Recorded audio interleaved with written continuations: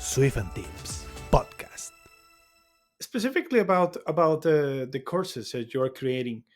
I know that nowadays we have many ways to start a course, right? Yeah. Many platforms. We have Udemy, we have Teachable, we have YouTube for that even. Mhm. Um, but in your opinion, what is? I mean, is there any difference between Mhm. one of them? It's one better than other. What would you recommend? Mhm. Uh, for me, for example, I want to create a paid courses or so. What would be the best platform for that? Sure.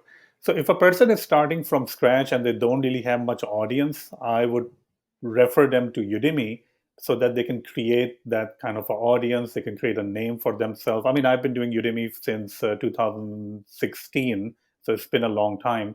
And I still publish some courses on Udemy.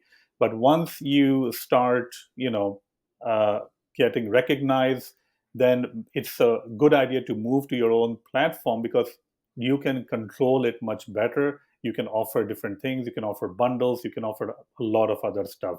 And the differences between these platforms are a lot. I mean, there's a big difference. Udemy is a marketplace to sell courses. Now, you can create a course that can be like 30 hours long, and you can put the list price to be 199 or basically $200, but it's never going to sell for $200 ever. It's always going to sell for like $15 or less than 15, like $10. So Okay, 30-hour course, it's going to sell for $10, and you get to get a piece of that revenue. So it's not like, oh, I sold it for $10, I'm going to get $10. No, it depends how you sold it. Because if you sold it through Udemy promotions, then Udemy is going to take probably like $8. So you're going to get only $2, $3 out of what? it. Yeah. And so if That's a lot. Udemy, yeah, so if Udemy is advertising your course on Facebook, on YouTube, that, hey, check out the course from this person about Swift UI introduction, blah, blah, blah. And Mhm. people click on it because of the Udemy advertisement on Facebook and they go to the course and they buy it, then since they use Udemy promotion, not your promotion, they get to keep like 80 to 90% of the revenue. That's insane. Yeah. And Wow. uh, and once you use your coupons Yep. to sell your course, like a $10 coupon, and if somebody uses your coupon to buy your course, then it will be like you get to keep $9 out of 10. So now I thought that was unfair, and it kind of feels like it's unfair. But once I moved to Teachable, I have to do all the marketing myself, and marketing is just insanely hard. It is very costly. But I'm lucky that I had a little bit of a reputation online, so people did enroll in a lot of my courses. They become subscribers, member. I also really take care of my pro members on my Teachable platform. I give them like free coupons for stuff. They have access to everything. We do workshops. We host like a monthly meetups where they can talk about stuff. So this is kind of like a community that you have to set up on your own if you're going with your own platform. But it's definitely a lot of work. I mean, there were like 2 months or so where I didn't do any programming. I was just doing administrative tasks, writing email sequences and setting up all the stuff, setting my own website. So it was a lot of work. Another thing with Udemy is once you put your courses out there, um, it there are people in the world who cannot afford a $200 course. So if it's on your website, they just can't. There's no way for them to afford it. Now it's up to you if you want to put those courses on Udemy or not. That's your choice. You can put like most of the course over there. You can put part of the course, whatever. So I Mhm. also want to target those people, those students who just don't have the finances to afford those expensive courses. Um, and Udemy also provides you Udemy for Business, which means that if your courses are added to Udemy for Business, then you get to, they pay you depending on how many minutes are watched. So it can be considerable amount depending on how many courses are Udemy for Business, but Udemy selects the courses that will be added to the Udemy for Business plan. So if you're starting new, I would say start with Udemy, do it for a couple of years, add some courses, and then try to move to your own platform. I see. Yeah, from what I'm getting from you is that yeah, Udemy is awesome for promotion. Hmm. right? To broad your content out there, Yeah. but the revenue is minimal because they are like, getting, it's not free, it's not, yeah, like you said, marketing is really expensive, so they are Mm. getting part of your, or your profit from that. So Yeah. So yes, Udemy. I think. I mean, I've been working with Udemy since 2016. So it's more about the amount of students that you get rather okay, than the quality of the students. Because you will I get some see. students. I mean, when person is paying like $5 for a course that is 20-hour long, there is a good chance that you're going to get some students who will be like, "Can you show me how to download Xcode?" You'll get a student like that. Can you tell me what button do I have to click and where is the button, by the way?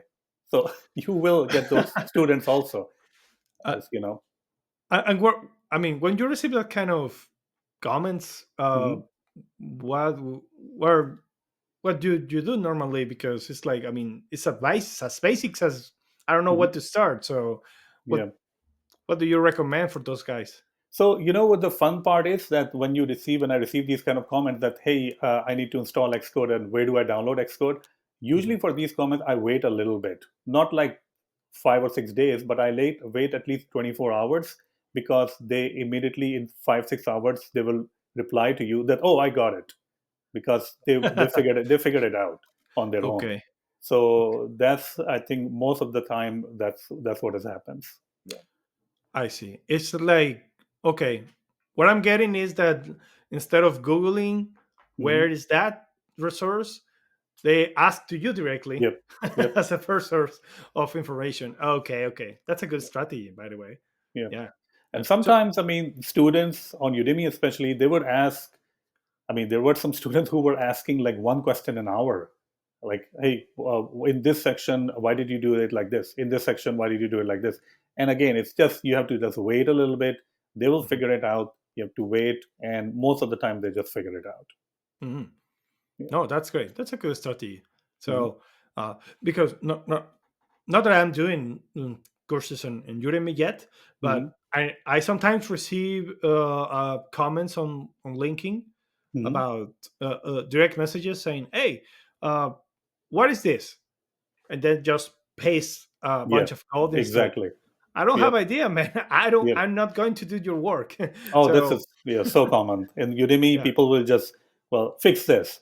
I'm like, well, this is not even part of the course. What is this? Oh, I don't know, but fix it. I'm like, Wow. okay, no. But you're the master, right? You're supposed to Yeah, know everything. So fix it, please, yeah, fix it. for free. Yeah. Or sometimes they will like watch like a 50-hour course and they'll give you like a 1 star. And I ask them like, Oh, why the 1 star? And then they're like, well, you didn't really cover that thing that I bought the course for. That small thing, like how to boil an egg. I'm like, well, it's a iOS development course. I don't know why I'm going to cover how to boil an egg, but yeah, you didn't cover that, so 1 star.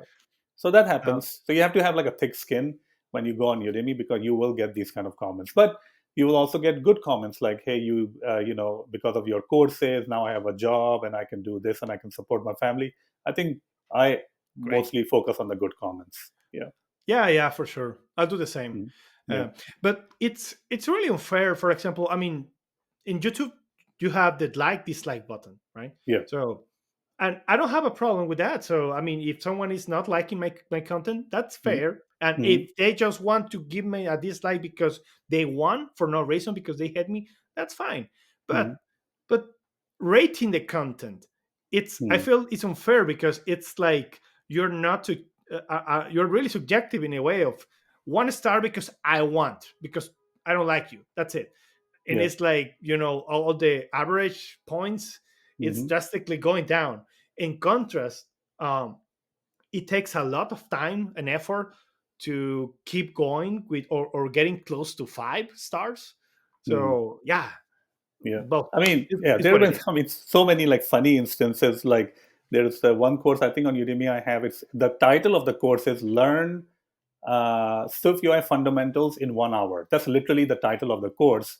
Okay. And somebody wrote a bad comment like a 0 star or 1 star. Well, your Mhm. course is only 1 hour. I'm like, well, if you see the title of the course, that's literally what the title is. Learn So if you have fundamentals in 1 hour. So that's Yeah. just, I mean, at that point, I will just laugh. I mean, it's just funny. I think it's part. I mean, if you're creating content, I think it's part of what you have to do, right? So, Yeah, and yeah. you need to be respectful. That's the other thing. I Mhm, mean, there. I suppose. I guess there are mechanisms to block someone if he's disrespecting you or so, or mhm. creating some hate speech or so. But I mean, yeah, it is what it is. Mhm. So I got it. Sure.